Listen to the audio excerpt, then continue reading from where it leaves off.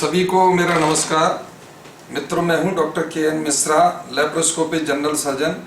योग आयुर्वेद में मेरी रुचि है। सबसे पहले हम पतंजलि ऋषि, उनको नमस्कार करते हैं।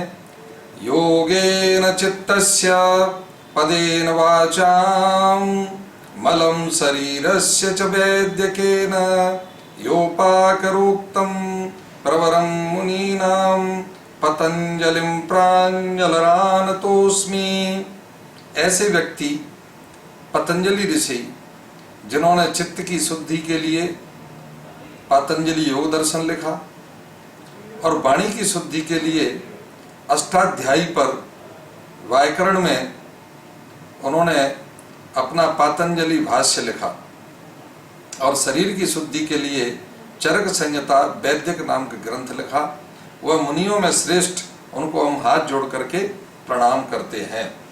तो आज हम जो है समाधि की व्याख्या बता रहे हैं, जो कि समाधिपाद के 40वें, 41वें, 42वें और 43वें, 44वें सूत्र की संक्षिप्त में व्याख्या है। परमाणु परम महत्तत्वांतो वश्य वशीकारः। जब जो चित्त है उसका परमाणु माने क्या? किसी भी व्यक्ति का, किसी भी पदार्थ का छोटे से छोटा जो भाग रहता है वह परमाणु कहलाता है। इसका वैशेषिक दर्शन में कणाद ऋषि ने लिखा है कि यत्र अवयव धारा विश्रांति स परमाणु। जिस किसी पदार्थ के हम छोटा सा छोटा भाग करते जाते हैं वह परमाणु कहलाता है। डाल्टन ने भी परमाणुवाद दिया और आजकल तो परमाणु के भी इलेक्ट्रॉन, प्रोटॉन, न्यूट्रॉन और भी कई छोटे भाग हो गए हैं। अतः सूक्ष्म से सूक्ष्म विषय में परमाणु परम महत्व और उससे भी बड़ा, तो सबसे बड़ा क्या है? आकाश। तो सबसे छोटी पदार्थ की क्या है अवधारणा? कि परमाणु, और सबसे बड़ा आकाश है।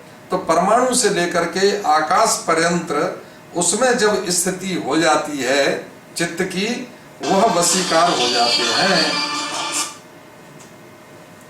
जब चित्त एकाग्र हो जाता है, उसकी सभी वृत्तियां निरुद्ध हो जाती हैं, तो परमाणु से लेके और आकाश तक महत्व सबसे बड़ी उसमें भी वस्तु में, पदार्थ में वह उसके वशीकरण हो जाता है। अतः उसके उसमें नियंत्रण में हो जाता है। क्षीण वृत्ति अभिजातस्यैव मणेर्गृहीत ग्रहण ग्रह्येषु ततस्थद तदंजनता समापत्ति ही। इसमें बताते हैं कि जब चित्त की वृत्ति एकाग्र करते हैं, चित्त स्थिर हो जाता है, तो क्षीण वृत्तेर अभिजातस्य, जब वृत्तियां क्षीण हो जाती हैं, किसकी वृत्ति?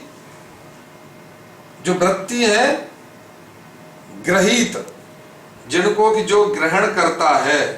अतः अयस्मता, जो चित्त और बुद्धि है, उन दोनों को मिला के अयस्मता बोलते हैं।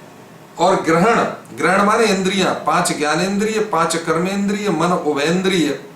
जैसे ज्ञानेन्द्रिय चक्षु, श्रोत्र, घ्राण, रसना, त्वक, और कर्मेंद्रिय बाक, पाण, पाद, उपस्थ, इनके विषयों में। और ग्रहण जो कि स्थूल विषय हैं, जिसमें सूक्ष्म तन्मात्रा भी है, शब्द, स्पर्श, रूप, रस, गंध, 5 भौतिक तत्व, पृथ्वी, अब तेज, वायु, आकाश। जब इन सब में इनकी वृत्तियां भी जब क्षीण हो जाती हैं, उनसे उत्पत्ति होती है। जैसे मणि, स्फटिक मणि रहती है, वह प्रकाश देती है। स्फटिक मणि का क्या गुण है? उसमें नीला देखेंगे तो नीला दिखेगा, पीला दिखेंगे तो पीला दिखेगा। अतः वह इतना प्रकाश करती है कि जैसा हम देखना चाहें वैसा प्रकाश उस स्फटिक मणि से होता है।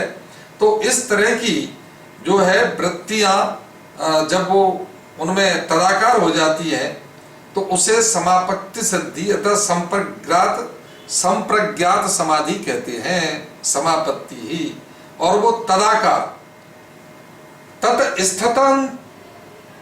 ततस्थद तदंजनता, मतलब उन जो विषय है उनके तदाकार।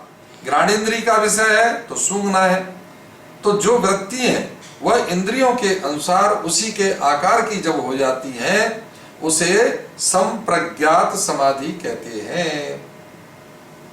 अगले सूत्र में बताते हैं 42 में, तत्र शब्दार्थ ज्ञान विकल्प संकीर्णा सवितर्का समपत्ति। और जब शब्द अर्थ और ज्ञान इनके विकल्प सम्मिलित हो जाते हैं वह सवितर्क समाधि कहलाती है।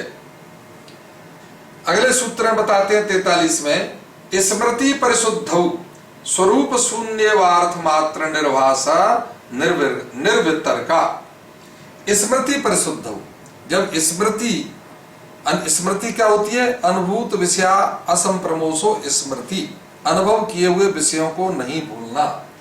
तो उसमें जब स्मृति है वो भी परिशुद्ध हो जाती है, वह अपने शून्य में किसी भी जो कोई वस्तु है उस वस्तु के ज्ञान और अर्थ और उसकी वास्तव में विकल्प के बाद में सभी का सम्मिश्रण होकर के वह शून्य अवस्था प्रतीत होती है।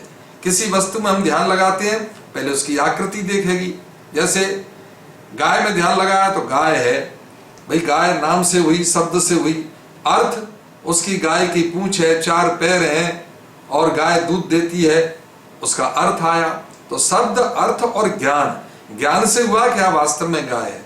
और जब इसमें भी शून्य अवस्था हो जाती है, कुछ भी आभास नहीं होता है और वो शून्य अवस्था जब आ जाती है उसको निर्वितर्क समाधि अतः असंप्रज्ञात समाधि कहते हैं। एतैव सविचारा निर्विचारा च सूक्ष्म विषया व्याख्यातः, और इन्हीं को सवितर्क और निर्वितर्क, संप्रज्ञात तथा असंप्रज्ञात समाधि कहते हैं।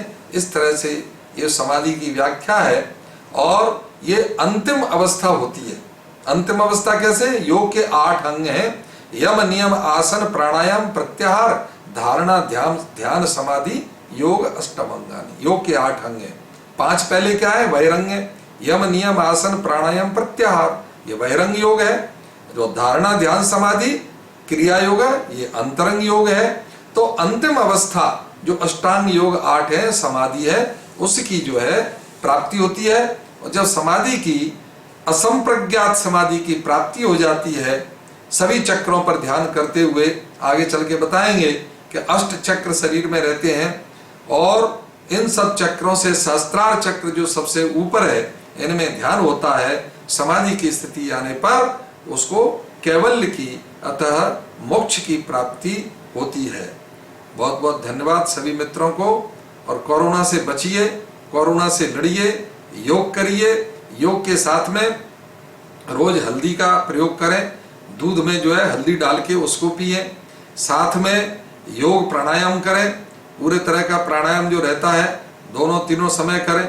गरुड़ पुराण में भी लिखा है, पातंजलि दर्शन में भी लिखा है, प्राणायाम अवश्य करें। साथ में दिनचर्या को ठीक रखें, सोशल डिस्टेंस रखें और पूरे देश और विश्व हित में साथ में आप ये गिलोय का प्रयोग है और गिलोय के साथ में अदरक है, इन सब चीज़ों को, तुलसी का है, इनका जो है प्रयोग करें, काढ़े का प्रयोग करें।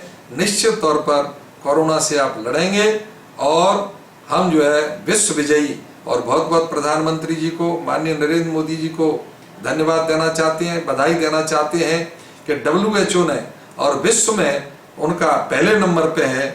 और जो बड़े से बड़े राष्ट्र हैं, अमेरिका जैसे राष्ट्र के जो है राष्ट्राध्यक्ष हैं वो 8वें नंबर पर हैं।